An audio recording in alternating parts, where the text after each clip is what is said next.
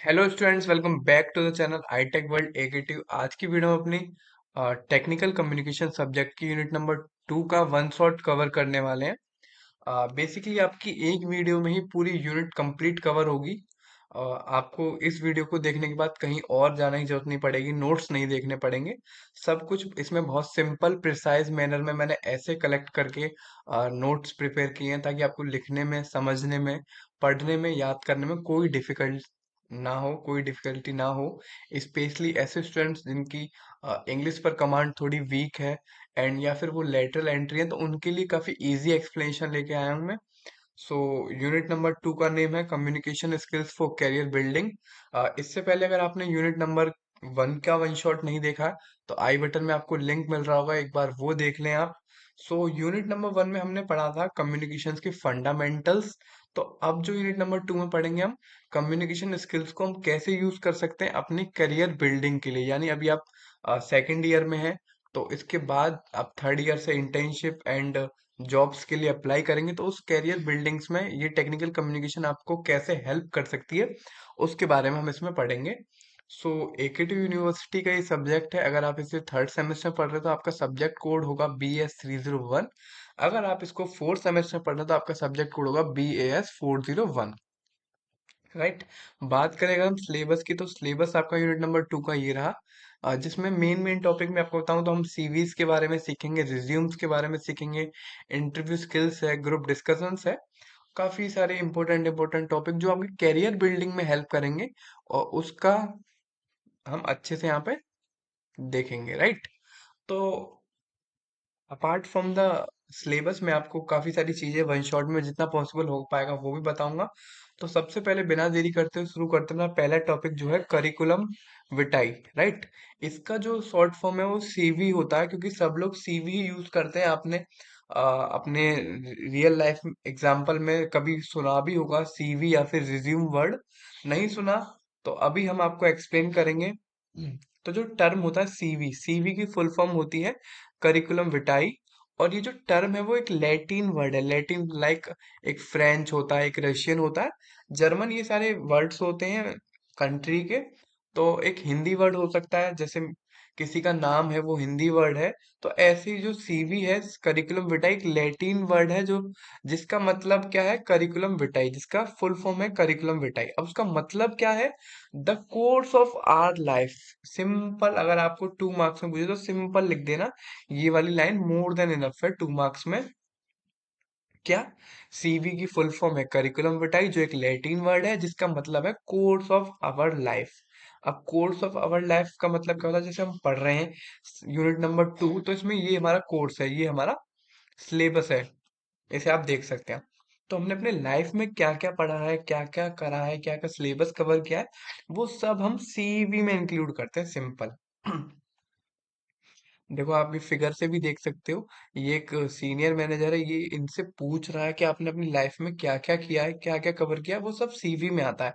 अगर मैं बात करूँ इसकी टेक्निकल डेफिनेशन की, तो CV is a summary of your career history and the skills and experience you have gain. तो आपने अपने जीवन में जो जो पढ़ाई करी है, 10th 12th BTech MTech PhD, उसके बाद जो जो स्किल्स आपको आती हैं, कोडिंग, गेमिंग, और जो जो एक्सपीरियंस आपको है, इंटर्नशिप, वो सब आप सीवीज में ऐड करते हैं। तो होपफुली सीवी आपको समझ में आ गया होगा। 2 मार्क्स में अगर आपको आएगा तो क्वेश्चन में यही आंसर लिखना है। और मैं नहीं कह रहा, जो मैंने डेफिनेशन ऐड करी है यहाँ पे आप सिर्फ वो ही लिखो। जो चीज मेरे बोलने के बाद आपको समझ में आ रही है, आप वो भी ऐड कर सकते हैं पेपर में, स्पेशली जिनकी इंग्लिश पर कमांड थोड़ी वीक है। राइट। अब बात करें सीवी में और डिटेल में, तो सीवी क्या होता है, सीवी आपकी फर्स्ट इंप्रेशन होता है किस चीज का। अगर आप किसी सिलेक्शन प्रोसेस में हैं, कहीं आप एज अ टीचर, कहीं as a PhD, as a researcher अपने आप को देखना चाह रहे हैं अपने करियर में, न्यू करियर पाथ के लिए, तो आपका फर्स्ट इंप्रेशन जो है वो आपका सीवी है। सीवी की फुल फॉर्म अभी तक आपको याद हो जानी चाहिए, करिकुलम विटाई। तो एक फिगर से मैं आपको एक्सप्लेन करने की कोशिश करूँ तो ये वाला फिगर देखिए। CV is your mirror. इसका मतलब, मिरर का मतलब आप सब लोग जानते होंगे, शीशा।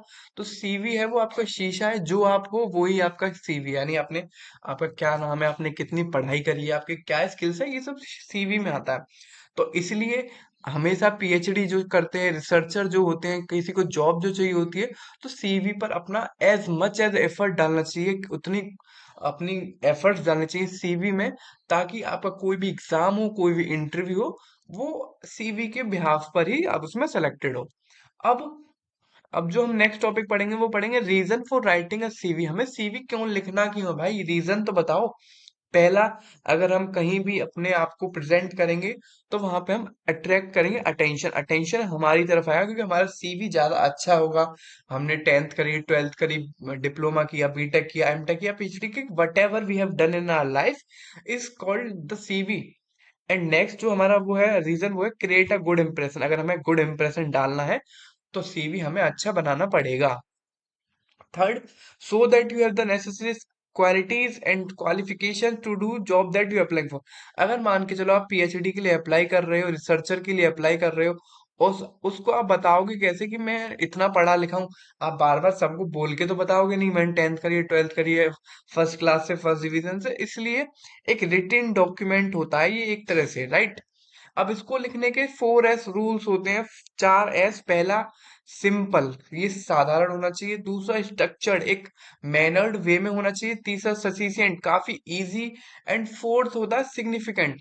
तो ये आपके 4S है, इनको आप याद करना चाहो तो कर लेना। बाकी आपको मैं जब समझा रहा हूँ आपको एज इट इज, अगर थ्योरी नहीं लिखनी तो जो चीज मेरे बोलने के बाद आपको समझ में आ रही है, आपका दिमाग जो प्रोसेस कर पा रहा है, वो भी आप उसको अपनी लैंग्वेज में एज इट इज लिख सकते हैं।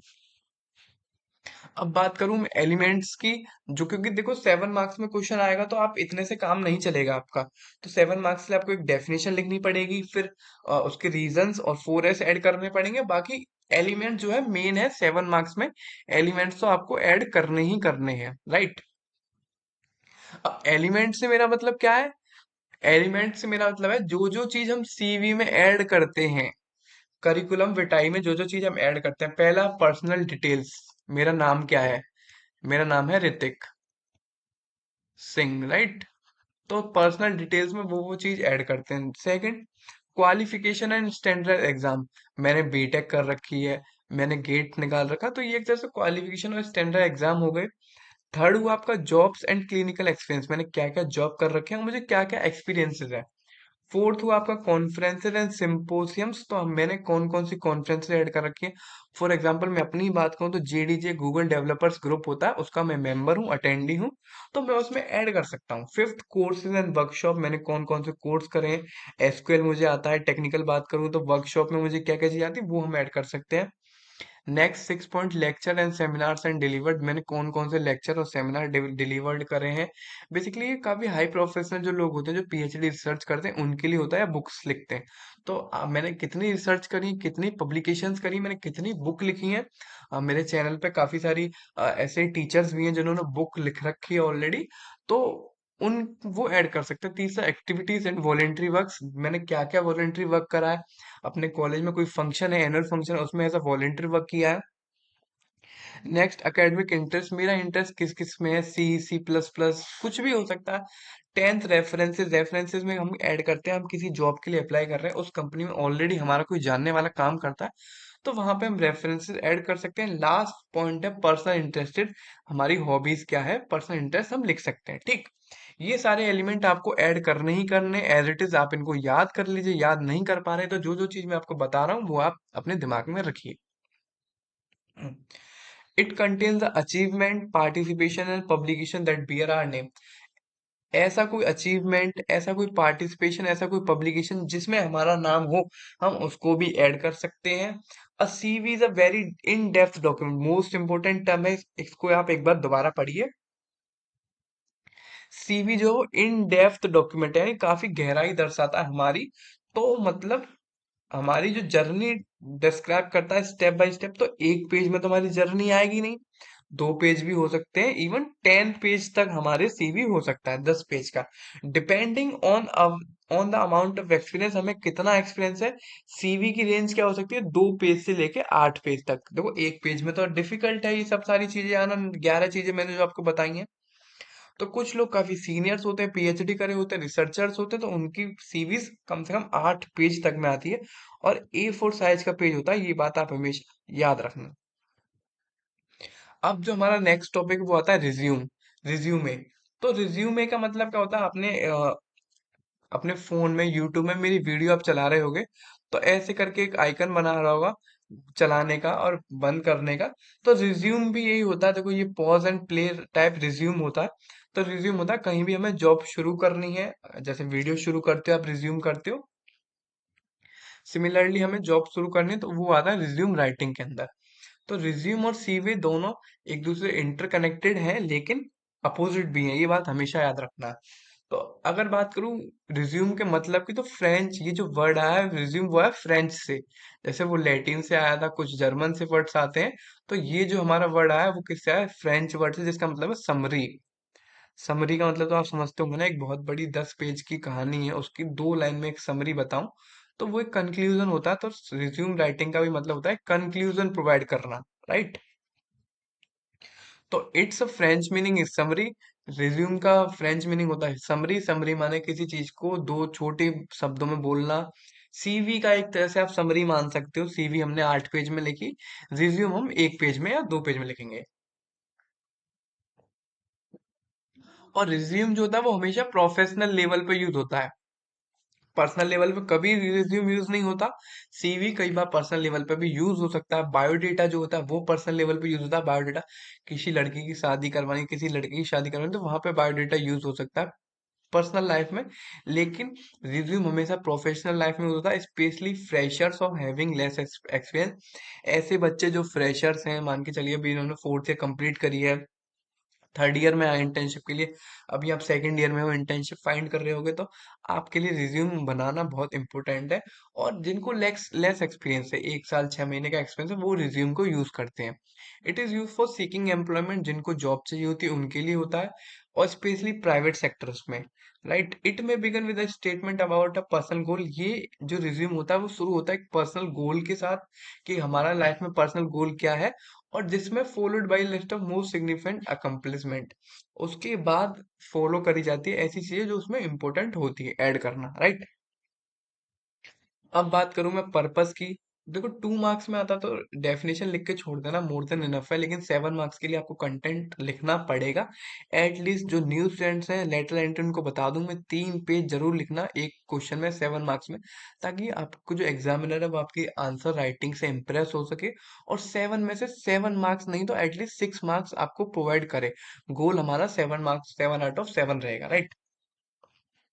अब पर्पस बता दूं रिज्यूम की लिखते हैं, ऑलरेडी मैं बता चुका हूं। तो पहला पर्पस है needed in every professional field, जितने भी प्रोफेशनल फील्ड हैं, अगर आप आईटी से हो, सीएस से हो, मैकेनिकल से हो, सिविल से हो, तो उसमें प्रोफेशनल फील्ड में इसकी जरूरत पड़ेगी। जॉब करनी है तो, अगर बिजनेस करना तो कोई जरूरत नहीं है।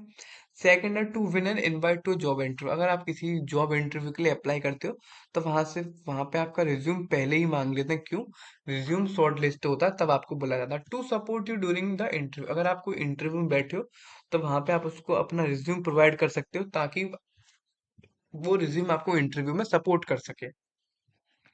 Third, guide the interviewer towards those area in which you are strong. तो उसमें हम जो रिज्यूम में अपने स्ट्रॉन्ग और वीक फील्ड्स भी ऐड करते हैं। तो इंटरव्यूअर कौन होता है? जो आपका इंटरव्यू लेता है, इंटरव्यू लेने वाला उसको गाइड कर सके कि आपका कौन सा एरिया स्ट्रांग है, टेक्निकल पार्ट स्ट्रांग है, कम्युनिकेशनल पार्ट स्ट्रांग है, तो उसको गाइड कर सके, राइट। अब बात करें हम रिज्यूम फॉर्मेट की।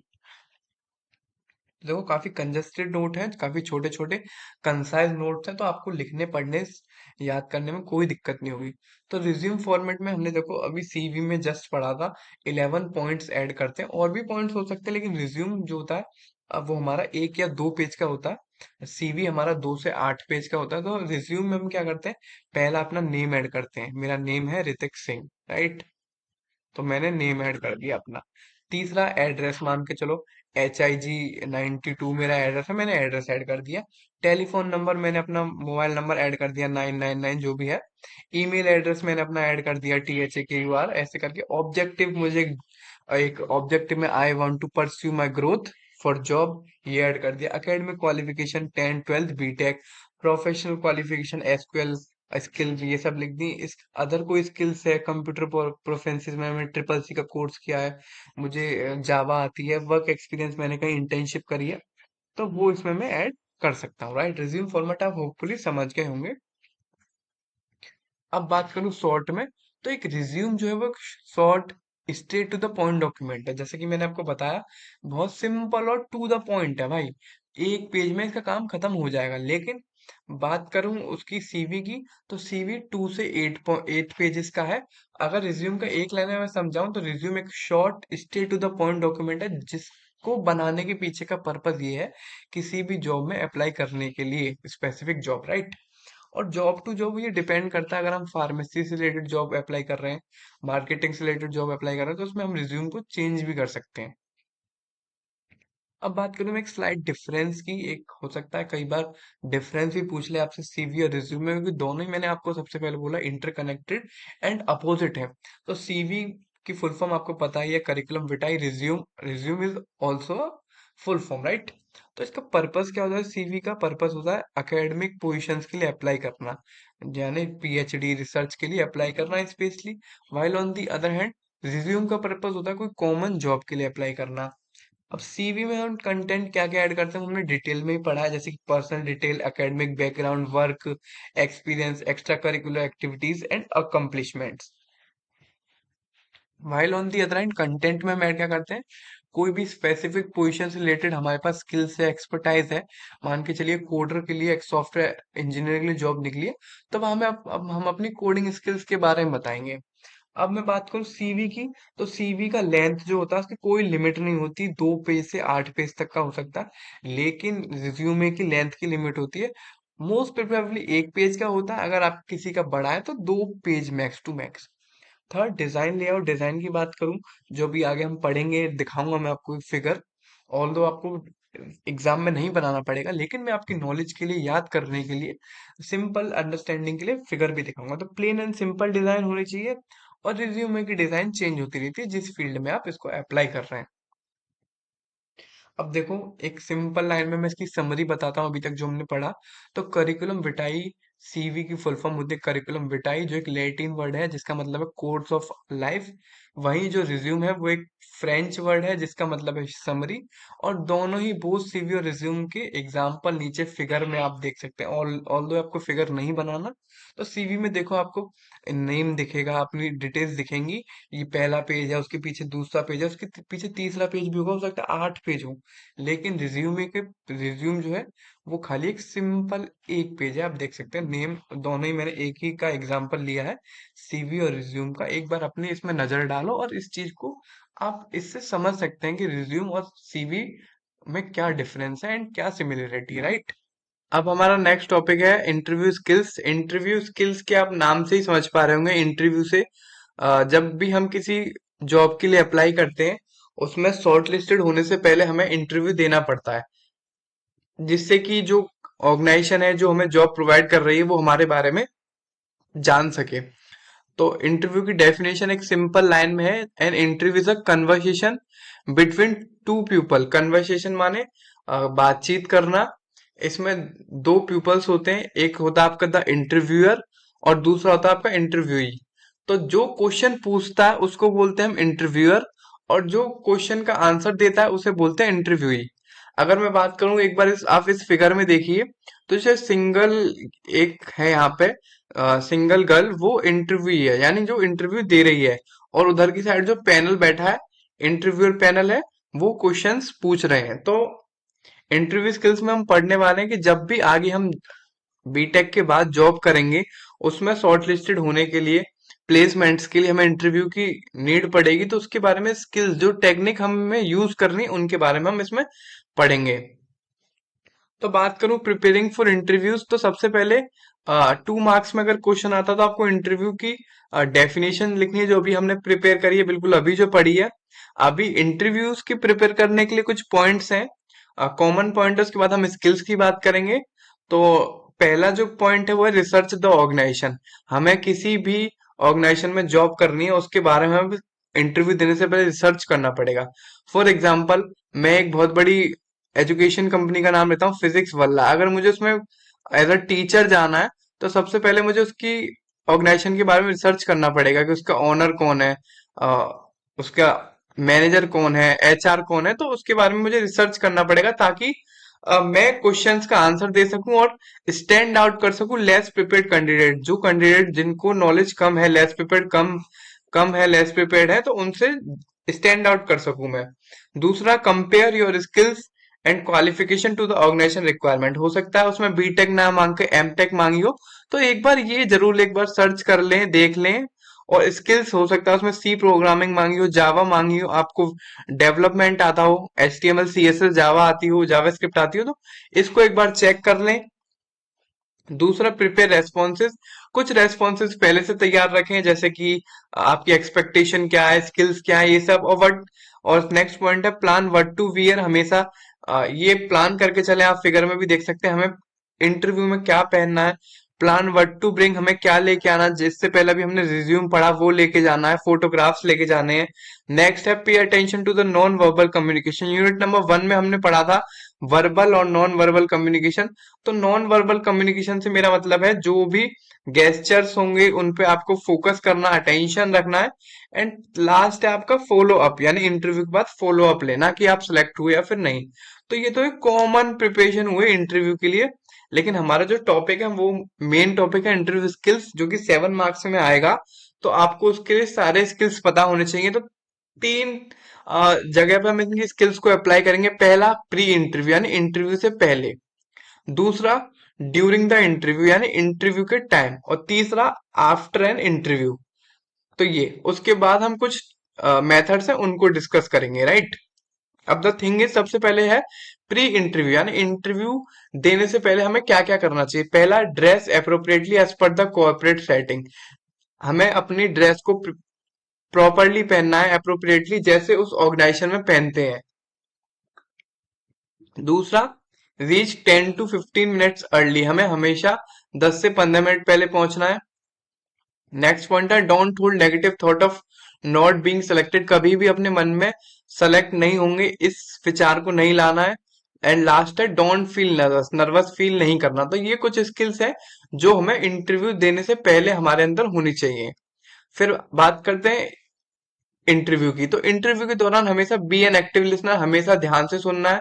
दूसरा, B brief and concise in your response. अगर आपसे पूछा आपका नाम, तो आपको सिंपल अपना नाम बताना है, ऋतिक सिंह। बहुत एक्स्ट्रा चीज नहीं बतानी, ब्रीफ यानी शॉर्ट में, कंसाइज टू द पॉइंट। ये मैं हिंदी इसलिए ही बताता जा रहा हूँ कि कुछ बच्चे जो हैं इनकी इंग्लिश पर कमांड थोड़ी वीक है या फिर लेटरल एंट्रीज है, तो उनको चीजें याद करने में थोड़ी दिक्कत ना हो। तो ब्रीफ माने शॉर्ट में, और कंसाइज माने to the point, right. And third point है be positive and display your interest. हमेशा इंटरव्यू के दौरान पॉजिटिव रहे और अपने इंटरेस्ट को उनको दिखाएं। And show your enthusiasm. Enthusiasm जिनको नहीं पता, इसको हिंदी में बोलते हैं उत्साह।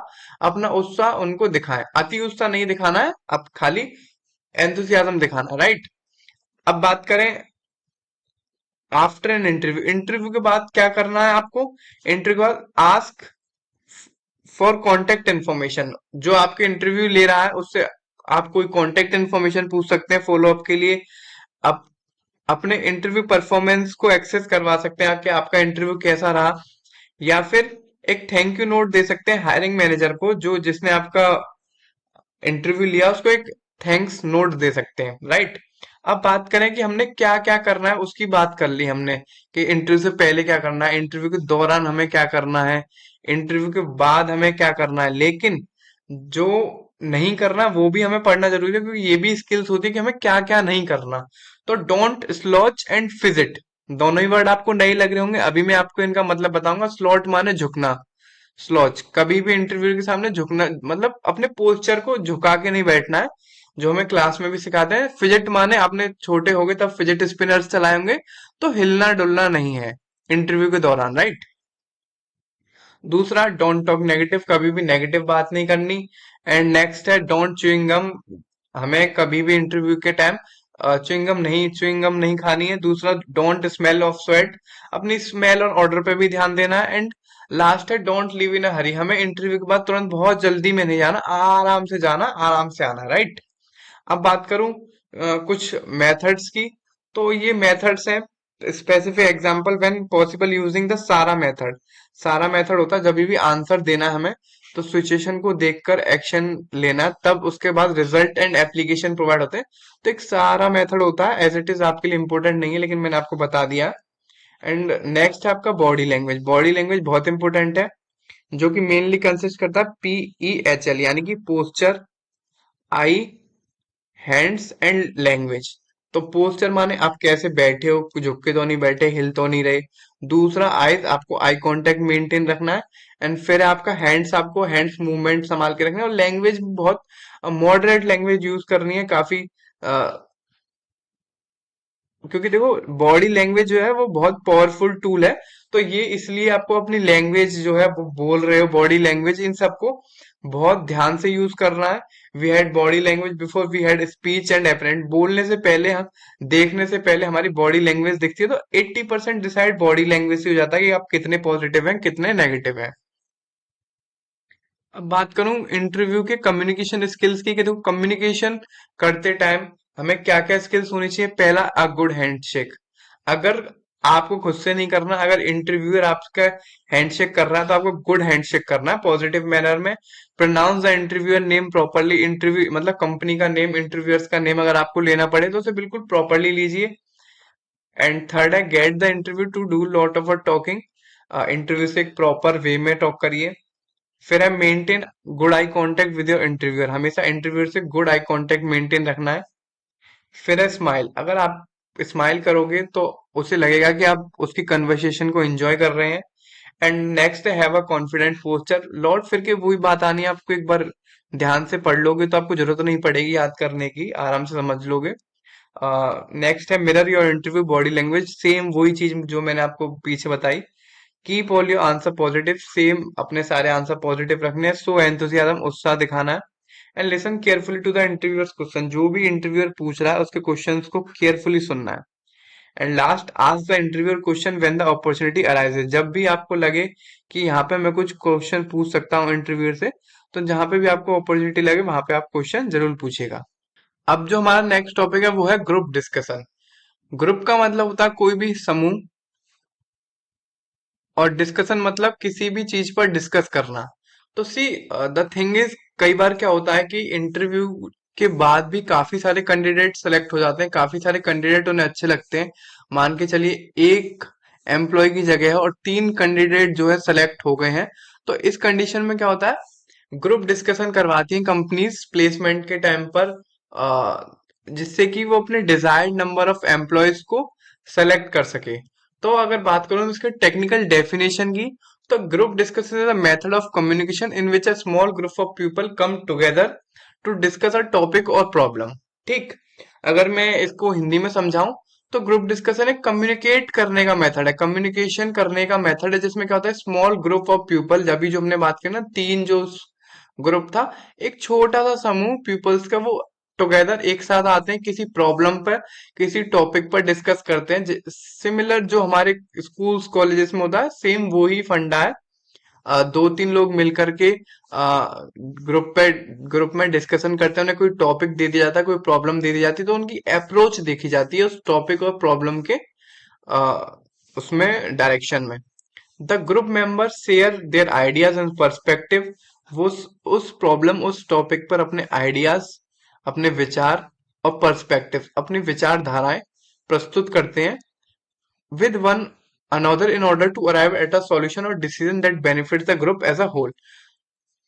विचार और विचारधाराएं प्रस्तुत करते हैं इस ऑर्डर में कि कोई एक सॉल्यूशन उन्हें मिल सके और कोई डिसीजन वो दे सके ताकि पूरे ग्रुप का बेनिफिट हो। मान के चलिए इसका एग्जांपल मैं दूं, तो कोई भी प्रॉब्लम है, पॉल्यूशन, मान के चलिए पॉल्यूशन दिया, फोन दिए, तो उस पर डिस्कस करके कंक्लूजन निकालते हैं। आफ्टर ऑल के पॉल्यूशन होना चाहिए नहीं होना चाहिए, फोन यूज करना चाहिए नहीं करना चाहिए। तो काफी सारे ग्रुप्स होते हैं, ग्रुप्स में पीपल्स होते हैं, वो डिस्कस करते हैं, कंक्लूडमेंट करते हैं चीजों का, राइट। अब बात करूं ऑब्जेक्टिव क्या है ग्रुप डिस्कशन का। पहला ऑब्जेक्टिव तो मैंने आपको सबसे पहले ही बता दिया कि जॉब के टाइम में शॉर्ट लिस्ट करने के लिए बहुत इंपॉर्टेंट है ग्रुप डिस्कशन। तो पहला ऑब्जेक्टिव जो आपको एग्जाम में लिखना है वो है कलेक्ट डेटा। कोई भी चीज है उसके बारे में हमें डेटा कलेक्ट करना है तो ग्रुप डिस्कशन करा लो। To build fresh ideas and take input from a particular group. कोई भी टॉपिक है, कोई भी प्रॉब्लम है, पॉल्यूशन है, उसको कैसे प्रिवेंट करा जाए, कैसे क्योर करा जाए, उसके बारे में कोई फ्रेश आइडिया लेना हो, कोई इनपुट्स लेने हो किसी पर्टिकुलर ग्रुप से, तो वो डिस्कशन से ले सकते हैं हम। To perceive the common ideas of people on a particular topic. कई बार क्या होता है, कॉमन आइडिया लेने के लिए, परसीव करने के लिए किसी टॉपिक पर, तब हम ग्रुप डिस्कशन कराते हैं। कई बार हमारे दिमाग में चीजें नहीं आती, तो हम एक ग्रुप को डिस्कशन करने के लिए दे देते हैं कि आप इस क्वेश्चन को कैसे सॉल्व कर सकते हैं। नेक्स्ट है to identify the solution of a specific problem और इशू। सेम वही जो मैंने आपको एग्जांपल दिया, नेक्स्ट पॉइंट में वही आ गया, राइट।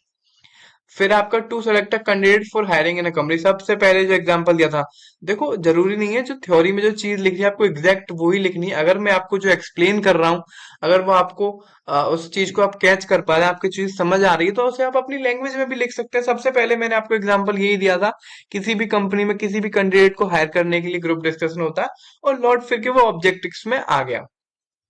नेक्स्ट ऑब्जेक्टिव है हमारा to select candidate for admission in the educational institute. कई बार क्या होता है, काफी बड़े बड़े इंस्टीट्यूट होते हैं जिनकी सीट्स काफी लिमिटेड होती है, तो सीट्स को फिल करने के लिए ग्रुप डिस्कशन कराया जाता है। एंड लास्ट पॉइंट है आपका to arrive at a consensus regarding a common concern. कोई भी कॉमन प्रॉब्लम है उसमें कंसेंसस निकालने के लिए, यानी कंसेंट निकालने के लिए, किसी कंसेंट पर किसी कंक्लूजन पे पहुंचने के लिए ग्रुप डिस्कशन होता है। ये हो गया इसके ऑब्जेक्टिव, ये हो गई इसकी डेफिनेशन। अब बात करें pre requisite of group discussion. Group discussion में बैठने वाला जो भी बंदा है, उस जीडी को करने से पहले, इसको जीडी बोलते हैं, हमेशा याद रखना।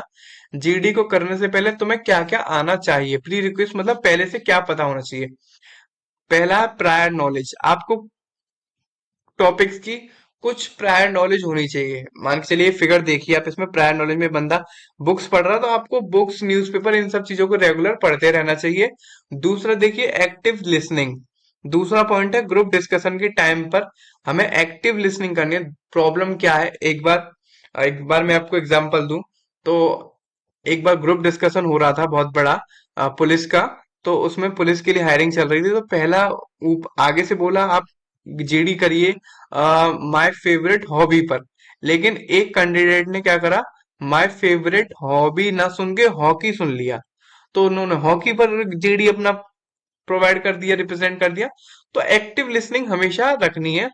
तीसरा इफेक्टिव कम्युनिकेशन, अपने कम्युनिकेशन को इफेक्टिवली रिप्रेजेंट करना है।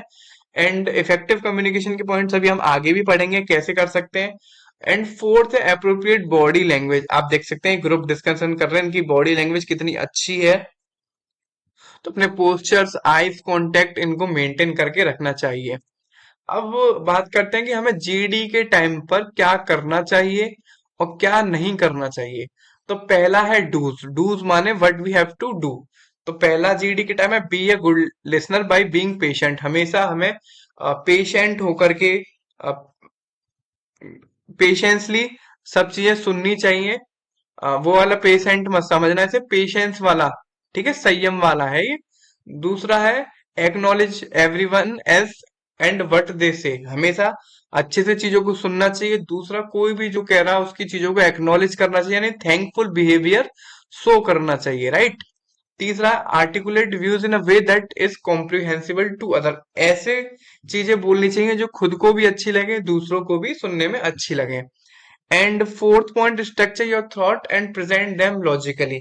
ऐसा नहीं कि आपके दिमाग में कोई भी आइडिया आया आपने फट से बोल दिया, ऐसा नहीं करना। प्रॉम्प्टली आपको कोई भी चीज प्रेजेंट नहीं करनी। अपने थॉट्स को एक बार स्ट्रक्चर करिए अपने माइंड में या फिर पेन और पेपर की मदद से, तब उन्हें लॉजिकली प्रेजेंट करिए। नेक्स्ट पॉइंट है रीड न्यूज़पेपर, करंट अफेयर, ऐसे articles to develop thought structuring. इस स्ट्रक्चर को, इन थॉट्स को स्ट्रक्चर करने के लिए आपको न्यूज़पेपर पढ़ने पड़ेंगे, करंट अफेयर्स पढ़ने पड़ेंगे, एसेस पढ़ने पड़ेंगे, आर्टिकल्स पढ़ने पड़ेंगे। अभी आगे एक टॉपिक आया एसओपी, उसमें काफी इंपोर्टेंट रहेगा ये एसेस का रोल्स। नेक्स्ट है respect other for what they are.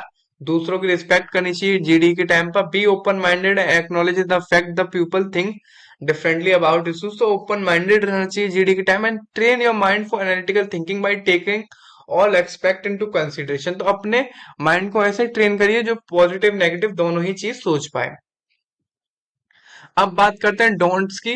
तो हमने ये तो देख लिया हमें क्या करना चाहिए। अब हम ये देखेंगे हमें जीडी के टाइम पे क्या नहीं करना चाहिए। पहला, अवॉइड इररिलेवेंट टॉक। जो भी इररिलेवेंट टॉक है जो हमारे काम की नहीं है, हाँ, हमें वो नहीं करनी चाहिए। नेक्स्ट है, avoid interrupting others while they are talking. अगर कोई और बात कर रहा है जीडी में तो उनको हमें डिस्टर्ब नहीं करना, इंटरप्ट नहीं करना, बीच में रोका टोकी नहीं करनी है। अगर करनी भी पड़े तो पोलाइटली विद ड्यू एपोलॉजी, माफी के साथ। Avoid dominating the conversation, ask other to contribute, acknowledgement their view points. हमें भी कभी भी कोई वार्ता को डोमिनेट नहीं करना है, अदर्स लोगों को भी बोलना है। ऐसा ना हो कि हम ही बोलते जा रहे हैं बोलते जा रहे हैं, उनके भी view of point of view को सुनना है। Avoid getting into argument, try to express clearly in healthy manner. कभी भी कोई बहसबाजी नहीं करनी है, कोई भी चीज हमें बोलनी है तो एक्सप्रेस करनी है क्लियरली हेल्थी मैनर में। हमें कभी भी लैक ऑफ इंटरेस्ट और नेगेटिव एटीट्यूड नहीं दिखाना है कि भाई तू क्या बोल रहा है, हमें तो समझ में ही नहीं आ रहा, या फिर एटीट्यूड दिखाना है कि हम नहीं सुन रहे, तो ऐसा नहीं करना। नेक्स्ट है, avoid स्टेटिंग only your view point. ऐसा ना कि अपना ही पॉइंट ऑफ व्यू, अगर हमें कोई चीज अच्छी लग रही है तो हम वही बोलते जाए तो अच्छी अच्छी अच्छी, ऐसा नहीं।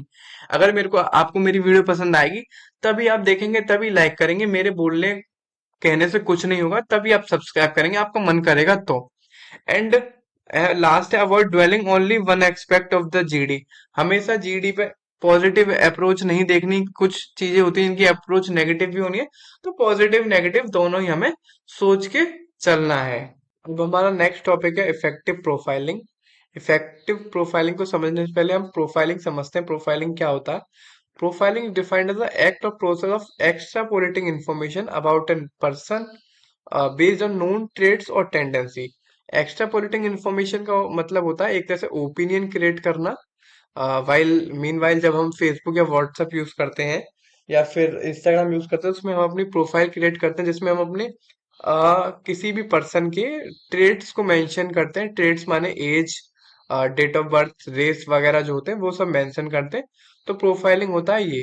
अगर बात करें इफेक्टिव प्रोफाइलिंग, तो इफेक्टिव का मतलब हम ऑलरेडी डिस्कस कर चुके हैं। इसका मतलब किसी भी चीज को सक्सेसफुली रिप्रेजेंट करना और मोर प्रोडक्टिवली यूज करना। तो इफेक्टिव प्रोफाइलिंग भी वही होता है, प्रोफाइलिंग को इफेक्टिवली यूज करना, जिससे कि that tells you everything about the people you want to bring on, जिससे कि आप उस पर्सन के बारे में सब कुछ जान सके बिना उससे मिले। अब इसमें हम क्या क्या ऐड कर सकते हैं?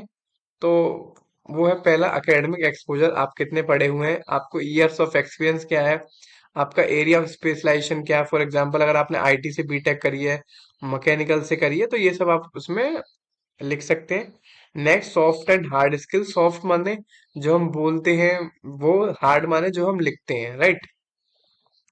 नेक्स्ट, अचीवमेंट है आपके पास कोई, कोई अवार्ड्स है, कोई ऑनर है, कोई प्रोफेशनल कैरियर गोल है, या फिर जो आप अचीव करना चाहते हो वो सब आप इसमें मेंशन कर सकते हो। लास्ट इसमें कीवर्ड यूज कर सकते हो जो कि जॉब पोस्टिंग के दौरान यूज हुए। मान के चलिए किसी को सॉफ्टवेयर इंजीनियर चाहिए तो आप उस अपने प्रोफाइलिंग में ऐसी सॉफ्टवेयर इंजीनियर को ऐड कर सकते हैं, कीवर्ड आपके मैच कर सकें। ये यूज किस लिए होता है? जॉब डिस्क्रिप्शन को इजीली ड्राफ्ट करने के लिए। दूसरा, source top candidate more effectively, candidates को मोर सक्सेसफुल वे में हायर करने के लिए।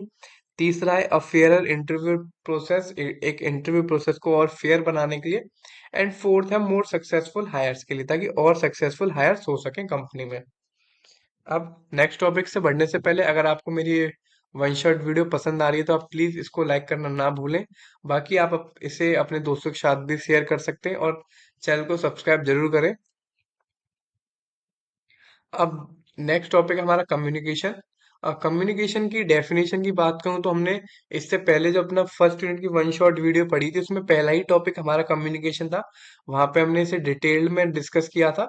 तो कम्युनिकेशन की एक तरह से हम ये देख सकते हैं, इफेक्टिव कम्युनिकेशन से होगा क्या। हमें कम्युनिकेशन करना हमेशा इफेक्टिव वे में, ताकि उसे हम सक्सेसफुल और प्रोडक्टिव वे में यूज कर सकें। तो जिससे फायदा क्या होगा? पहला, better response from all stakeholders. दूसरा, quick in problem solving. Next है स्ट्रॉन्ग डिसीजन मेकिंग। फोर्थ है more productivity, consistency in flow work, strong business relation, better control and advance professional image. तो ये सारे कुछ बेनिफिट्स हैं एक अच्छे कम्युनिकेशन से। अगर यहीं पे मैं आपके साथ थोड़ा बैड वे में कम्युनिकेट करूं तो आप मेरी वीडियो नहीं देखोगे, लेकिन right now I am communicating with you in effective manner, that's why you are seeing my video. तो इसलिए मुझे भी एक अच्छी इफेक्टिव मैनर में बात करनी पड़ेगी और आपको भी सबसे इफेक्टिव कम्युनिकेशन करना पड़ेगा। अब जो नेक्स्ट टॉपिक है वो है हमारा नेटवर्किंग। तो कम्युनिकेशन और नेटवर्किंग दोनों यूज क्यों होते हैं? ताकि एक अच्छा रिलेशनशिप हम बिल्ड कर सकें अपनी प्रोफेशनल लाइफ में, पर्सनल लाइफ में। तो अभी मैं आपसे अच्छे से कम्युनिकेट और नेटवर्किंग क्यों कर रहा हूँ? ताकि मैं आपके साथ एक अच्छा एक रिलेशनशिप क्रिएट कर सकूं। आप मेरी वीडियो को लाइक करें, मेरे चैनल को सब्सक्राइब करें, दैट्स वाई। और आपका स्टडीज में कुछ बेनिफिट हो इसलिए। तो बात करो अब नेटवर्किंग की। तो नेटवर्किंग की टेक्निकल डेफिनेशन आप एक बार देखिए यहाँ पे। बाकी नेटवर्किंग क्या होता है आप सब जानते हैं, एक दूसरे से अच्छे रिश्ते बनाना, वो सब नेटवर्किंग होता है। So the exchange of information and ideas among people with a common professional और special interest usually in an informal social setting. तो मतलब एक तरह से कोई भी इंफॉर्मेशन को, कोई भी आइडिया को एक दूसरे का शेयर करना, जिस जो कि आप सेम कॉमन प्रोफेशन में हो। मान के चलिए आप टीचर, मैं टीचर हूँ तो टीचर के साथ एक प्रोफेशन बना के रखूंगा, एक आइडिया शेयर करूंगा। अगर आप स्टूडेंट हो तो आप स्टूडेंट के साथ हमारे, क्योंकि इंटरेस्ट सेम होते हैं, क्योंकि आपको पढ़ना है मुझे पढ़ाना है, that's it. Usually in the informal social setting. और इनफॉर्मल वे से सोशल सेटिंग करी जाती है, अ, थोड़ा अपनी लीग से हटके, राइट। अब नेटवर्किंग के बेनिफिट्स क्या होते हैं? पहला, allow access to new information. जितना हमारे नेटवर्क स्ट्रांग होंगे उतनी हमें नई इन्फॉर्मेशन मिलेगी। रेजेस योर पर्सनल प्रोफाइल, उतनी आपकी पर्सनल प्रोफाइल आपकी तारीफ होगी। Can help advance your career. अगर जितनी इन्फॉर्मेशन हम एक दूसरे से पूछेंगे कि सर आपने बीटेक करा है, बीटेक के बाद एमटेक करा है, तो कुछ ना कुछ आपको हेल्प मिलेगी अपने करियर पर। बिल्ड योर कॉन्फिडेंस, आप एक्सट्रोवर्ट बनेंगे, लोगों से बात करेंगे तो आपका कॉन्फिडेंस इंक्रीज होगा। And establish a pool of references, काफी सारे आपकी रेफरेंस माने एक तरह से जुगाड़ बोल सकते हो आप हिंदी में। तो किस तरह से आपकी जुगाड़ बनेगी। एंड डेवलप लास्टिंग रिलेशनशिप, एक अच्छे लॉन्ग लास्टिंग रिलेशनशिप बनेंगे। सो बेसिकली जो जिनकी इंग्लिश पर कमांड वीक है और जो लेटरल एंट्री से स्टूडेंट्स हैं, तो उनके लिए काफी इजी मैं एक्सप्लेनेशन करने की कोशिश कर रहा हूँ। बाकी आप चाहें तो एग्जैक्ट थ्योरी भी लिख सकते हैं। अगर आपको थ्योरी लिखने में प्रॉब्लम है तो जो चीज मैं आपको समझा रहा हूँ आप उसे अपनी लैंग्वेज में भी रिप्रेजेंट कर सकते हैं। अब बात करते हैं नेक्स्ट टॉपिक जो है बिल्डिंग रिलेशनशिप। तो ये हमने कम्युनिकेशन पढ़ा था, नेटवर्किंग पढ़ा था, किस लिए पढ़ा था? ताकि हम एक सक्सेसफुल रिलेशनशिप को बिल्ड कर सकें। हम एक दूसरे से अच्छे से बात करते हैं, नेटवर्किंग बढ़ाते हैं कि आप उनको जानते हो, अरे उनको तो हम भी जानते हैं, उनसे तो हम भी पढ़े। तो ये सब हम क्यों क्रिएट करते हैं? ताकि कोई रिलेशनशिप एक अच्छी तरह से हम बिल्ड कर सकें, राइट। थ्योरी में भी यही लिखा है, building better relationship both personally and professionally not only allows for growth but it can make thing you are not even considering possible. तो क्या होता है, कई बार पर्सनली और प्रोफेशनली अच्छी रिलेशनशिप से आपकी ग्रोथ तो होती है, और कई बार कुछ ऐसी चीज भी हो जाती है जो पॉसिबल नहीं होती, right. Here's the thing, I believe there are a difference between networking and building real relationship। देखो नेटवर्किंग और रियल रिलेशनशिप को बिल्ड करने में काफी डिफरेंस है। क्योंकि रियल रिलेशनशिप में हमें काफी चीजें इन्वेस्ट करनी पड़ती हैं, इंटेंशनल वे से फ्रेंडशिप करनी पड़ती है लॉन्ग टर्म के लिए। लेकिन नेटवर्किंग में आप सिर्फ अपने गोल्स, वांट्स, नीड, फियर, इन सबको एक दूसरे के साथ शेयर करते हैं। यहाँ पे कुछ क्विक टिप्स हैं जिससे आप अच्छी रिलेशनशिप बना सकते हो अपने प्रोफेशनल पर्सनल लाइफ में। पहला, it takes time, you can't rush it. क्योंकि देखो एक अच्छा रिश्ता जब बनाने में टाइम लगता है। इंटेंशनली इंटेंशनलिटी ऑलवेज मैटर, हमेशा नीयत अच्छी रखनी चाहिए अपनी। बी जेन्युइन, हमेशा हमें जेन्युइन होना चाहिए, हमें किसी के सामने एक्साइटेड, इंटरेस्टेड प्रिटेंड नहीं करना है। बी अ ग्रेट लिसनर, हमेशा अपनी बात नहीं बोलनी है, अच्छे से दूसरे की भी बात सुननी है। एंड कंसिस्टेंसी मैटर, ऐसा नहीं है आपको कोई नया फ्रेंड बना, आज बात कर ली फिर 4 दिन बात नहीं करी। तो अपने फ्रेंड से एक रेगुलर इंटरवल पे बात करते चलें प्रोफेशनल और पर्सनल लाइफ में। And it has to be mutual investment from both side, और ऐसा ना हो कि सिर्फ आप ही एफर्ट डाल रहे हो, जो आपका दूसरा साइड है उसको भी एफर्ट्स डालने पड़ेंगे, राइट। अब हमारा नेक्स्ट टॉपिक है स्टेटमेंट ऑफ पर्पस। काफी इंपॉर्टेंट टॉपिक है ये 7 मार्क के पर्सपेक्टिव से। तो an SOP, statement of purpose को एसओपी भी बोलते हैं। ये एक तरह से लेटर होता है जो कि किसी एप्लीकेंट के द्वारा लिखा जाता है, जिसमें कि वो अपना इंटेंशन व्यक्त करता है किसी भी पर्टिकुलर कोर्स में एडमिशन लेने के लिए, जिसमें कि अपने वो इंटरेस्ट, गोल्स और करियर प्लान्स का जिक्र करता है। और ये किसी भी यूनिवर्सिटी के एडमिशन कमेटी को एड्रेस करी जाती है, और इसको एक रिसर्च स्टेटमेंट और लेटर ऑफ इंटेंट भी बोलते हैं। SOP is your first introduction to the university as an applicant. अगर आप किसी यूनिवर्सिटी के अभ्यर्थी बनना चाहते हैं तो उसके लिए आपको एसओपी को लिखना पड़ेगा। तो एसओपी इम्पोर्टेंट क्यों है? एसओपी इम्पोर्टेंट इसलिए है कि when applying for studies abroad, अगर आप फॉरेन में स्टडी के करना चाहते हैं और उसके लिए आप स्टेटमेंट ऑफ पर्पस लिखना जरूरी है, क्योंकि फॉरेन, देखो अभी आप एकेटी यूनिवर्सिटी में पढ़ रहे हो तो इसमें सीट्स वैकेंट है, आपको इजीली सीट्स मिल जाती हैं। But while on the other hand, अगर आप M tech B tech PhD के लिए भी कहीं जाएंगे बाहर, तो उसमें काफी सारे एप्लीकेशंस आते हैं। कैम्ब्रिज यूनिवर्सिटी है, ऑक्सफोर्ड है, तो उसमें आपको एक एसओपी लिखना पड़ता है जिससे कि आपको अच्छा ऑफर मिल सके एक रेप्यूटेबल इंस्टीट्यूशन से पढ़ने का। क्योंकि देखो उनके पास काफी सारे एप्लीकेशंस आते हैं, तो उनके लिए काफी डिफिकल्ट होता है एक अच्छे एप्लीकेंट को शॉर्टलिस्ट करने के लिए, इसलिए आपको एसओपी लिखने की जरूरत पड़ती है। सो एसओपी काफी क्रूशियल है। क्यों? क्योंकि ये आपका एक तरह से डॉक्यूमेंट है, पहला डॉक्यूमेंट जो एडमिशन टीम के पास आपकी तरफ से पहुंचता है आपकी प्रोफाइल के लिए। और काफी सारे कैंडिडेट्स की जो है सिमिलर एकेडमिक क्वालिफिकेशंस होती है, तो इसको ये एसओपी लिखने से आप एक स्टैंड आउट कर सकते हो चीजों में, अपॉर्चुनिटी मिल सकती है, एक रिफ्लेक्शन होता है आपके थॉट्स का, आपके एम्बिशंस का, आपके प्लान्स का। और एक एसओपी क्या करती है? एडमिशन कमेटी को एक सब्जेक्टिव व्यू प्रोवाइड करती है आपका।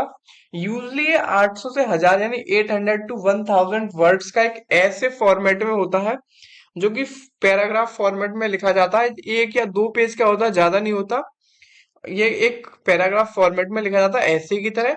ये कुछ पॉइंट है एसओपी के जो आपको ऐड करने हैं। ये ओरिजिनल होना चाहिए, यूनिक होना चाहिए, कॉपीड नहीं होना चाहिए। इसका एक सिस्टमेटिक ऑर्डरली स्ट्रक्चर होना चाहिए, एक लॉजिकल लगना चाहिए, पढ़ने में इंटरेस्टेड होना चाहिए, ऐसा ना हो वो बोर हो जाए पढ़ते पढ़ते। और पहला पैराग्राफ ही इतना अच्छा होना चाहिए कि आपका intention of the application clearly state हो, शॉर्ट टर्म और लॉन्ग टर्म गोल इसमें मेंशन होने चाहिए, एक्स्ट्रा करिकुलर एक्टिविटीज, इसमें सोशल एक्टिविटीज ऐड होनी चाहिए।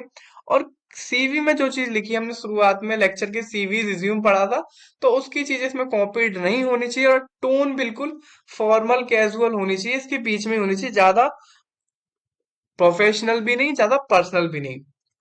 अब बात करें इसके एलिमेंट्स की, एसओपी में क्या होना चाहिए, एक इंपॉर्टेंट क्वेश्चन है ये 7 मार्क्स के पर्सपेक्टिव से, 2 मार्क्स में भी आ सकता है। तो सबसे पहले इसके डूज एंड डोंट्स की बात कर लेते हैं, फिर इसके एलिमेंट्स देखेंगे। एलिमेंट्स इन द सेंस कि एसओपी में क्या क्या हमें इंक्लूड करना है, तो ये एलिमेंट्स या कंपोनेंट्स के नाम से भी आ सकता है क्वेश्चन। तो पहले देखते हैं डूज कि इसमें हमें क्या करना चाहिए। तो शेयर एनिकडोट्स, एनिकडोट्स मतलब एक तरह से कहानी बना के हमें अपनी एसओपी लिखनी है ताकि बोरिंग ना लगे।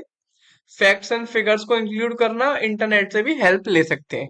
जो हमें नहीं करना, डोंट, के हमें कोई झूठी कहानी नहीं बनानी इंटरेस्ट क्रिएट करने के लिए कि भाई मैं तो गरीब था, साइकिल से पढ़ने जाता था, नहर पार करके जाता था, ऐसा कुछ नहीं करना। Too much information, extra information नहीं देनी। और कॉपी और प्लेगराइज कंटेंट मतलब कोई भी कंटेंट कॉपी नहीं करना। अब बात करते हैं एलिमेंट्स या कंपोनेंट्स की एसओपी के। तो पहला एलिमेंट हुआ इंट्रोडक्शन, पहला पैराग्राफ में आपको अपना इंट्रोडक्शन लिखना है। दूसरा हुआ बैकग्राउंड, दूसरे पैराग्राफ में आपको अपना बैकग्राउंड लिखना है।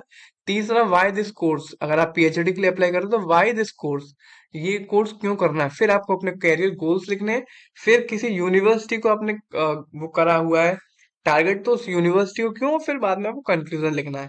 इसके अंदर जो जो चीज आपको इंक्लूड करनी है वो इसमें लिखी हुई है, आप एक बार इनको पढ़ सकते हैं स्क्रीनशॉट लेके, या नोट्स को डिस्क्रिप्शन बॉक्स में से अवेल करके एक बार इन्हें पढ़ लेना। और बाकी अगर ये 7 मार्क्स में आया तो ये सारे पॉइंट आप एज इट इज लिख देना। बाकी चीज वही है जो जो इंट्रोडक्शन में ऐड करते हो, बैकग्राउंड में ऐड करते हो, ये सब चीज इसमें वही लिखनी है, राइट।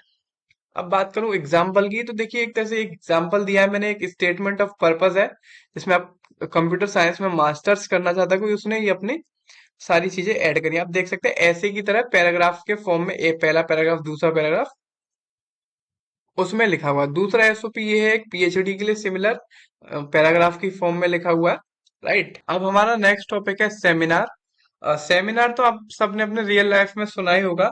अगर मैं टिपिकल इसकी हिंदी की बात करूं तो सेमिनार को हिंदी में बोलते हैं संगोष्ठी। संगोष्ठी इन द सेंस इसको तो टिपिकल हिंदी हो गया ये। इसका मतलब होता है काफी सारे प्रोफेशनल लोग किसी भी चीज पर जब चर्चा करते हैं, किसी चर्चा में इंक्लूड होते हैं, तो उसको सेमिनार बोलते हैं। अब हिंदी मीनिंग इतना याद मत रखिए, बस मैंने बोल दिया। अ, अगर बात करूं उसकी टेक्निकल डेफिनेशन की, तो इसकी टेक्निकल डेफिनेशन है seminar is a small group of people. इसमें कुछ पीपल होते हैं से 5 या 10 के बीच में कुछ अटेंडीज होते हैं, एक कोई बोलने वाला होता है, जो एक साथ आते हैं, किसी भी पर्टिकुलर इशू पर फोकस करते हैं, कोई बातचीत करते हैं। Perfect small group for getting honest feedback and suggestion for improvement of ideas. तो आप इस फिगर में देखिए, इसमें कुछ 10 से 15 लोग बैठे हैं जो कि अटेंडी हैं, अटेंडी जिसे बोलते हैं। पर एक सेमिनार का मेन जो है, जो लेक्चर जो है डिलीवर्ड कर रहा है। तो आपने देखा होगा एमएलएम वाले जो होते हैं, आ, वो सेमिनार कई बार कंडक्ट करते हैं मेनली, और लेस फॉर्मली स्ट्रक्चर्ड होता है, प्रेजेंटेशन इसमें काफी छोटी होती है, और फोकस रहता है डिस्कशन पे, और शॉर्ट ड्यूरेशन का ही होता है सेमिनार। आप सबने अपनी रियल लाइफ सिनेरियो में भी सुना होगा। वही बात करूं मैं कॉन्फ्रेंस की, जो हमारा नेक्स्ट टॉपिक है। देखो अभी मेन टॉपिक हमारा ये नहीं है सेमिनार और कॉन्फ्रेंसेस, मेन टॉपिक इसके बाद आएगा। लेकिन मैं एक ब्रीफ अंडरस्टैंडिंग दे रहा हूँ ताकि हम मेन टॉपिक में, अगर ये 7 मार्क्स में क्वेश्चन आए, तो उसमें हम ये चीजें ऐड कर सकें। अब कॉन्फ्रेंसेस क्या होता है, कॉन्फ्रेंसेस भी सेम सेमिनार जैसी चीज होती है, लेकिन एक सेमिनार से एक लार्जर इवेंट होता है। फिगर आप देख सकते हैं, इसमें काफी सारे लोग बैठे हैं, और इसमें क्या होता है, उसमें 5 से 10 थे, इसमें 50 से 1000 अटेंडीज भी हो सकते हैं, 50 to 1000 अटेंडीज भी हो सकते हैं। ये नेशनल और इंटरनेशनल दोनों ही लेवल पे होता है, और काफी प्रेस्टिजियस फॉर्म ऑफ इवेंट होता है। अभी एक ग्लोबल समिट हुआ था, G20 समिट के नाम से, जो मोदी जी ने कराया था इंडिया का। और इसमें काफी सारे 20 देशों के लोग आए थे, तो वो एक कॉन्फ्रेंस हुई। इसमें एक अपॉर्चुनिटी रहती है अपने वर्क या टॉक की बात करने के लिए, एज अ पोस्टर इसमें जो बोलता है वो टॉक करता है। एक गूगल का इवेंट है जिसका मैं भी अटेंडी हूँ, GDG इवेंट बोलते हैं इसे, गूगल डेवलपर ग्रुप्स। तो उस वो भी एक कॉन्फ्रेंस की तरह होता है। वो एक काफी ऐसा नहीं है कि पूरी कॉन्फ्रेंस में एक ही बंदा बोल रहा है, इसमें 2 4 इवन 7 टॉक्स हो सकती है, 7 लोग अलग अलग आके अपनी चीजें बोल सकते हैं, राइट। अब आता है हमारा मेन टॉपिक, वो है seminar and conference paper writing. अब ये इम्पोर्टेंट टॉपिक है 7 मार्क्स के पर्सपेक्टिव से ये भी। अभी जो सेमिनार और कॉन्फ्रेंस में जो बंदा बोल रहा था सबके सामने, अटेंडीज के सामने, उसको बोलने से पहले अपनी जो चीजें हैं वो प्रिपेयर करनी पड़ती है, क्या बोलना है। तो वो एक पेपर पे लिखनी पड़ती है, उस आर्ट को, उस कला को, उस स्किल्स को हम बोलते हैं seminar and conference paper writing. अगर बात करूं मैं इसकी टेक्निकल डेफिनेशन की, तो अ सेमिनार और conference paper writing is a work of original research that represent a specific thesis and presented to a group interested peers, usually in academic settings. तो एक ओरिजिनल रिसर्च वर्क होता है जिसमें बोलने वाले को रिसर्च करनी पड़ती है, कोई स्पेसिफिक थीसिस, कोई थ्योरी पर, कोई ग्रुप, ताकि वो किसी ग्रुप के सामने रिप्रेजेंट कर सके कोई भी एकेडमिक सेटिंग्स में। तो काफी सारे स्टेप्स होते हैं उसके लिए।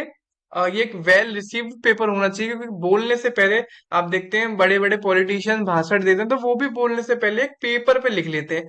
तो उस पेपर को लिखने की कला को seminar and conference paper writing बोलते हैं, राइट। अब बात करूं मैं उसमें होना क्या क्या चाहिए। देखो, अगर आप रफ लिखना चाहते हो तो कुछ भी लिख सकते हो, लेकिन ऑफिशियल जो आपको किसी बड़ी टॉक में, G20 समिट्स वगैरह में लिखना है, बोलना है, तो उसको उससे पहले लिख के आपको जमा करना पड़ता है वो पेपर, उसका एनालाइज होता है।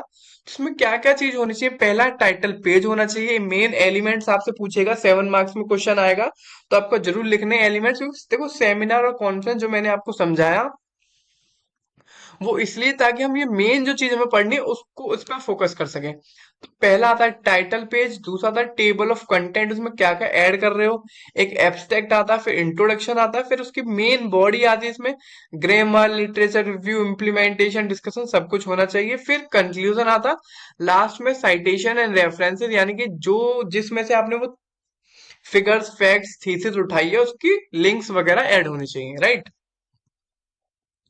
अब बात करूं मैं टिप्स की सेमिनार पेपर को राइट करने के लिए, तो टिप्स हो मेनली ऐसी कोई एज सच टिप्स नहीं है कि वो ही लिखनी है, लेकिन 7 मार्क्स के पर्सपेक्टिव से इंपॉर्टेंट क्वेश्चन है, इसलिए मैंने इसे 4 पार्ट में डिवाइड किया है। पहली टिप है गेटिंग स्टार्टेड। सबसे पहले तो आपको कोई भी चीज लिखनी है वो शुरू ही करनी पड़ेगी। तो सेमिनार पेपर के बेसिक फीचर जानिए, क्लेरिफिकेशन चाहिए तो वो नीड करो, यानी कि इंग्लिश में लिखनी है, हिंदी में लिखनी है, उसके आगे प्लान करो, आइडियाज को जनरेट करो, एक रिसर्च क्वेश्चन बनाओ ताकि आपकी रिसर्च को हेल्प मिल सके। दूसरा पार्ट, कंडक्टिंग रिसर्च। कोई भी चीज आप पेपर में लिख रहे हो तो रिसर्च करो, अपने सोर्स को इवेल्युएट करो, क्रेडिबिलिटी यानी वो कितने विश्वसनीय है उसको देखो, अपनी रिसर्च को रीड करो, नोट्स बनाओ जब आप सोर्स को रीड कर रहे हैं। राइट, पार्ट थर्ड में आता है ड्राफ्टिंग योर पेपर। ये तो थर्ड पार्ट है, ये फर्स्ट पार्ट हो गया, सेकंड पार्ट हो गया। उसके बाद जो आप लिख रहे हो उसमें ड्राफ्ट यानी hook your reader from the beginning. पहले ही वर्ड से ऐसी चीज बोलिए कि आपके रीडर्स हुक करें, आपके पास थोड़ा अट्रैक्ट हो। दूसरा, develop a rough outline based on your research note. अपने रिसर्च नोट पर एक रफ आउटलाइन बोल सकते हो कि पहले मुझे ये लिखना है, दूसरा मुझे ये लिखना है, ये बोलना है, ये लिखना है। राइट। फिफ्थ है रिवाइजिंग योर पेपर। जो जो लिख रहे हो वो उसको एक बार रिवाइज कर लो, एडुकेट टाइम तो अपने आप को रिवाइज करने के लिए। और एक प्रूफ रीड प्रिंटेड वर्जन, जैसे अखबार में प्रूफ रीड करते हैं ना, कोई गलती, ग्रामेटिकल मिस्टेक, उन सबको एक बार प्रूफ रीड कर लो। तो ये कुछ टिप्स हुई सेमिनार पेपर को राइट करने के लिए।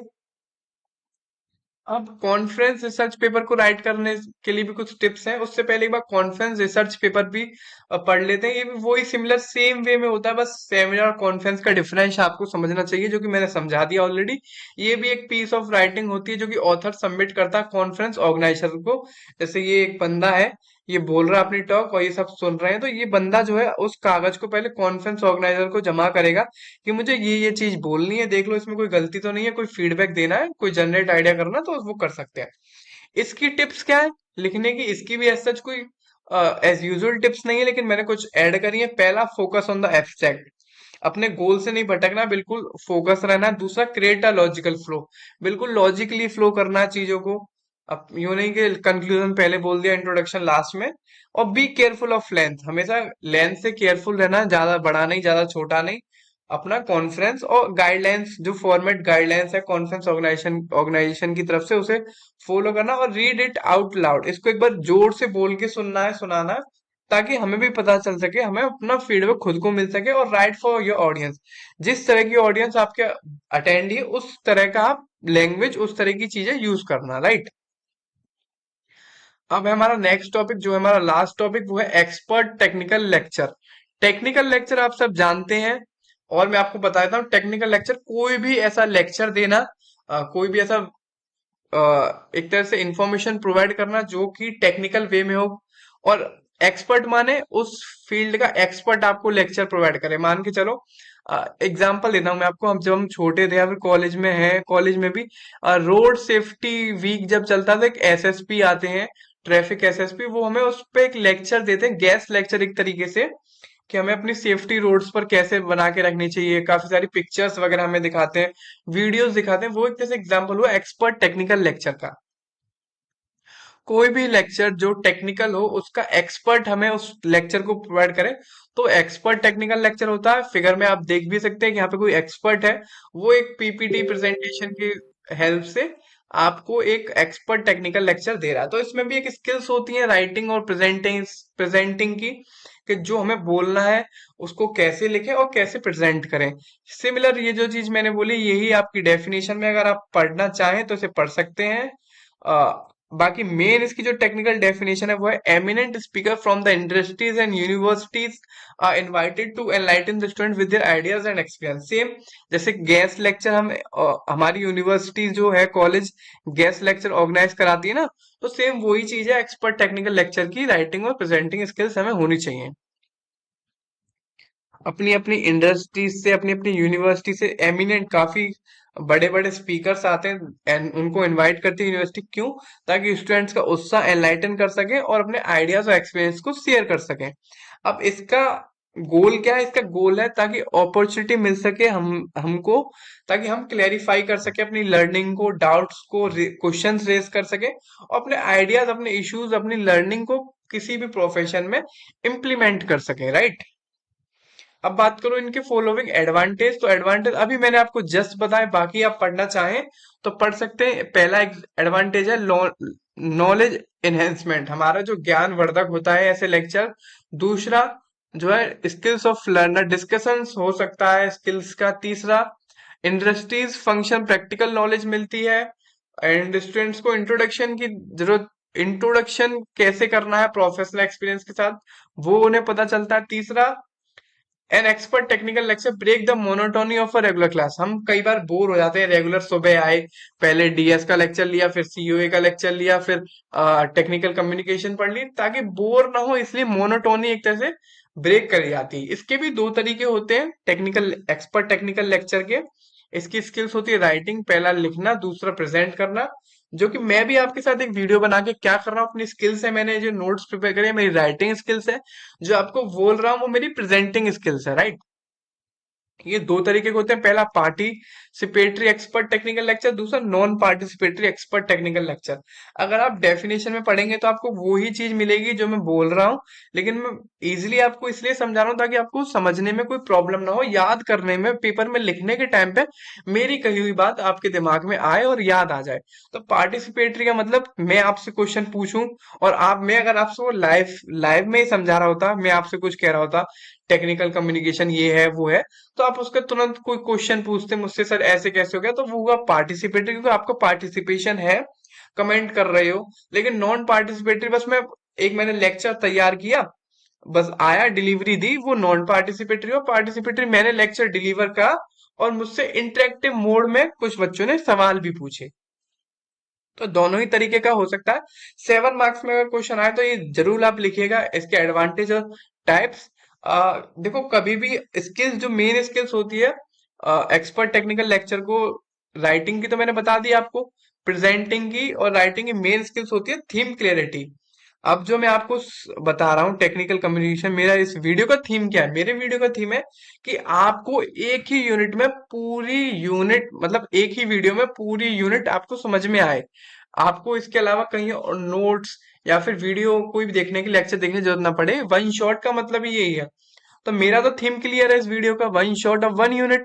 तो जो भी मैं रिप्रेजेंट करूं, जो भी एक्सपर्ट टेक्निकल लेक्चर देते हुए रिप्रेजेंट करूं, उसका थीम क्लियर होना चाहिए। सेम वही चीज लिखी हुई है इसमें। Speaker should be clear about the topic, topic जो है वो क्लियर होना चाहिए जो डिलीवर करने वाला, और एक वेल ऑर्गेनाइज ऑर्गेनाइज होना चाहिए। और जो मटेरियल जो रिप्रेजेंट कर रहा है वो क्लियर और लॉजिकल सीक्वेंस में होना चाहिए, और कॉम्प्रिहेंसिव बल और मीनिंगफुल, यानी उसका मीनिंग होना चाहिए। और matter should be covered adequately, मतलब सही मात्रा में चीजें कवर होनी चाहिए। And after introducing the theme, जो थीम क्लियरिटी थी मैंने शुरू में ही बता दिया था कि वन शॉट वीडियो है एक यूनिट की, उसको इंट्रोड्यूस करने के बाद बाकी सारे डाटा को प्रेजेंट करके एनालाइज करना चाहिए। सो ये हमारी theme clarity, main technical skills हुई एक्सपर्ट टेक्निकल लेक्चर की। इसको इंपॉर्टेंट रखना, 2 मार्क्स में थीम क्लियरिटी अलग से भी आ सकता है, राइट। अब बात करो लास्ट पॉइंट की, तो टेक्निकल राइटिंग में स्किल्स में मेन आइडिया यही है कि आपका जो थीम है वो क्लियर होना चाहिए ऑडियंस के लिए। बाकी आज की वीडियो लेक्चर में सिर्फ इतना ही। अब हम मिलेंगे नेक्स्ट यूनिट के वन शॉट में, यूनिट नंबर 3 के में। बाकी इस वीडियो को जरूर लाइक करें। कोई भी डाउट हो किसी भी सब्जेक्ट में एकेटी यूनिवर्सिटी रिलेटेड, तो इस वीडियो में आप कमेंट कर सकते हैं। अपने दोस्तों के साथ इस वीडियो को शेयर करें और सब्सक्राइब करना ना भूलें, सब्सक्राइब करके जरूर जाएं। थैंक